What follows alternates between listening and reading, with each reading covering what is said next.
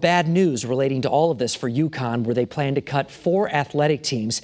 This comes on the heels of Tuesday's announcement on pay cuts because of a $50 million deficit tied to the coronavirus. Chief Capitol reporter Susan Raff is live right now in our podcast center with more details on this difficult news for the school. Susan. Mark, this is such tough news. The UConn Board of Trustees met this morning for nearly 4 hours, and because of the pandemic, UConn will lose 30% of its students this year. That's about 8,000 kids who pay tuition. Coaches say these cuts will not only hurt students, but the university. UConn is preparing to open its Stores campus this fall, but only at 70%. The university has taken a big hit during the pandemic.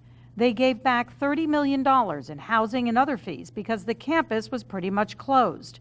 Now there will be pay cuts for all non-union managers. And going forward, 4 athletic teams will be cut. Starting next year, there will no longer be women's rowing, men's cross country, swimming and diving, and men's tennis. UConn's president, Thomas Katsileas, says, while this is a painful decision, it is in the best interest of the long-term viability of UConn and UConn athletics. UConn's athletic director says this was a very difficult but necessary decision. Reducing expenses is critical to our financial sustainability. More than 50% of UConn is wages and salaries before anything else. However, the Republican Senate Minority Leader says he understands UConn faces financial troubles, but says the damage would be far less if the university had been less generous with fringe benefits agreed upon in union contracts.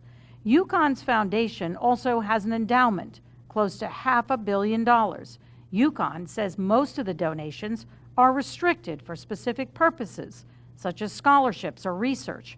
But Fasano says UConn should reach out to those donors. Now it's time for UConn Foundation to step up and say, we are going to give this money back to UConn. We're going to make sure we get through a tough year with coronavirus, and we'll make changes slowly over time. During today's board meeting, the women's rowing coach was even a bit emotional. She says her athletes train very hard and are very good students. Many of these athletes do receive scholarships. We're told those will be in effect until those students in those 4 sports graduate. Some students could ultimately decide to transfer. Susan Raff, Channel 3 Eyewitness News.